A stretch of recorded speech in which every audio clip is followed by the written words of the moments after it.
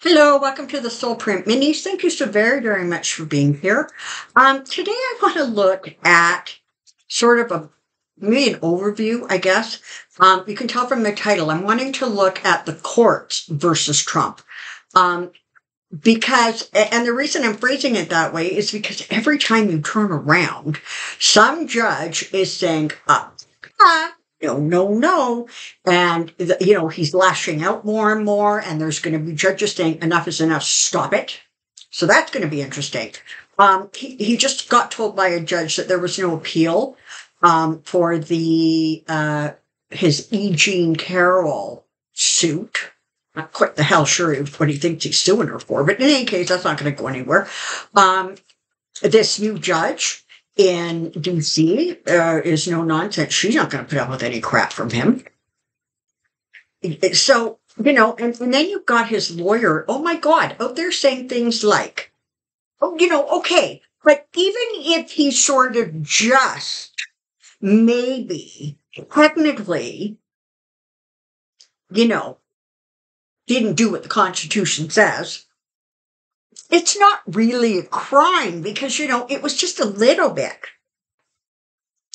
So you've got his own bloody lawyers admitting he did it and then just say, well, but it's not a big deal.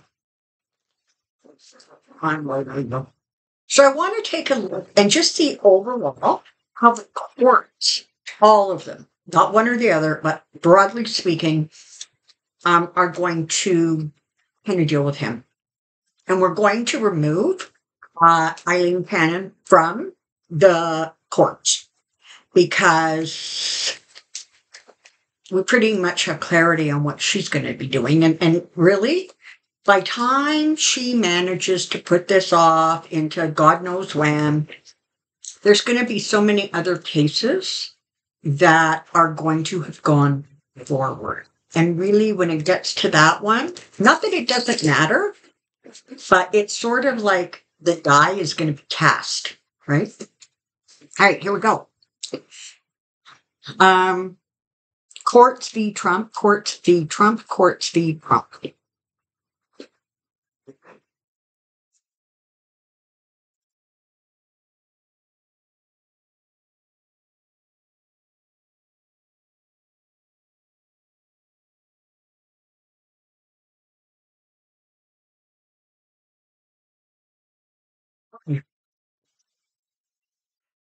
So we're starting off with the Eight of Pentacles.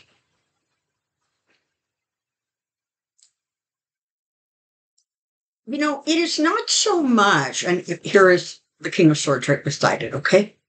So it is not so much that the courts are in unison or in lockstep. That is not what is happening, although I imagine at some point he's going to scream that that's the truth.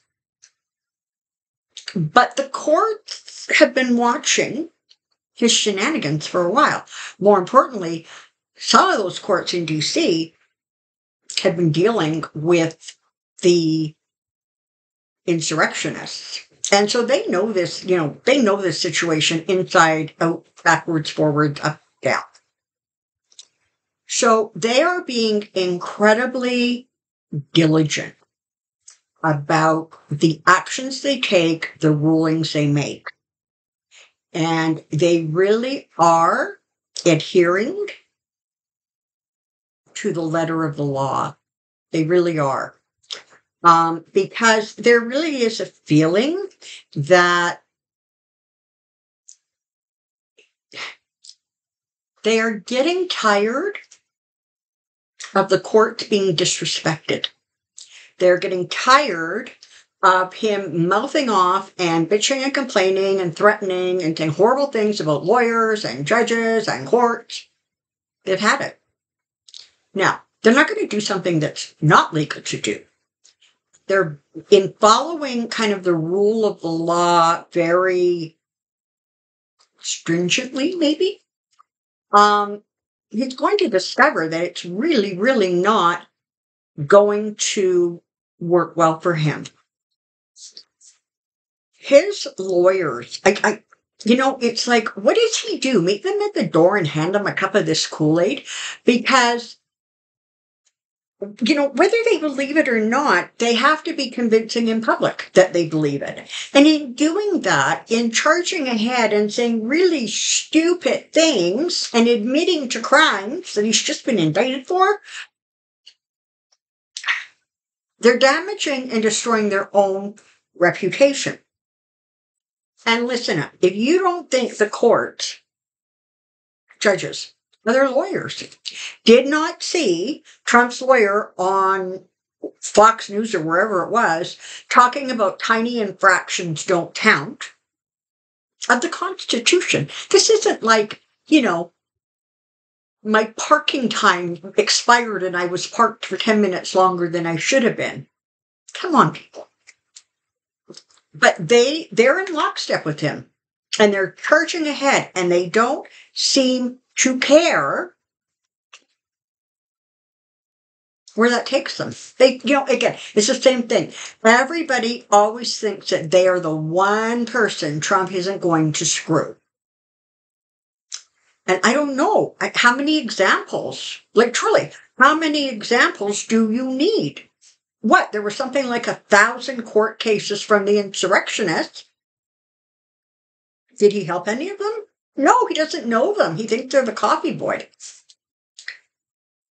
So this is about, this isn't about dark money, because sometimes it's read that way. This is about sort of master craftsmen coming together and plying their trade. And so this is sort of exactly what I was talking about, right? The courts, while they are not in lockstep, you have some very, very good judges out there.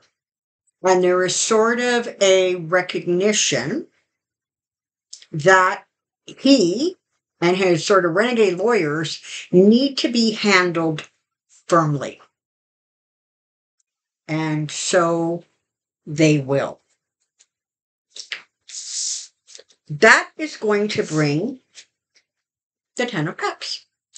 So for a lot of people in the States and around the world, they are going to be frankly relieved to see that some of this shenanigan stuff is just not going to fly. And what it's going to do is it's going to raise the vibrational level of the country.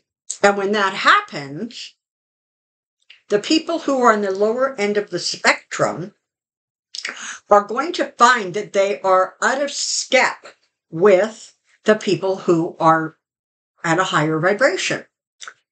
And so, look at this. These are the people with the higher vibration, they stand higher. These are the people with the lower vibration, they stand lower. It is the couple that are higher that receive the benefit.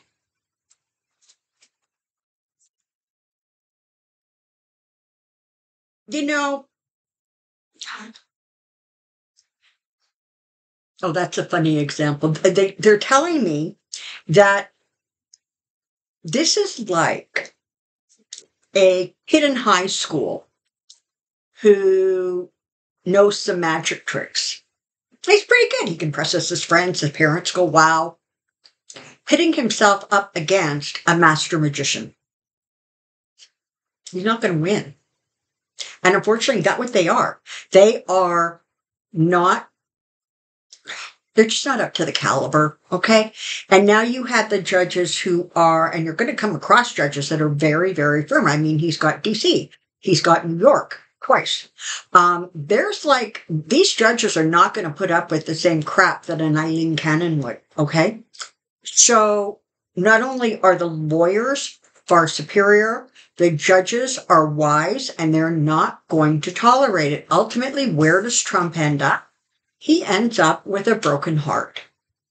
And this is what's really interesting, is as he moves through this process, Knight of Cups, he is going to continue to have fantasies about the fact that he can beat this, they're not going to touch him, he's safe. Because, listen, he's listening to Boris Johnson. He's listening to that other idiot saying infractions of the Constitution aren't breaking the law. ultimately, so he's going to stay in this sort of rarefied atmosphere. It's not that he's not scared. He's terrified because he knows if it doesn't go his way, there is no presidency to ascend to, which means there is no presidency where he can just make everything go away and vanish in a matter of days. Just like COVID. So this is where he's at.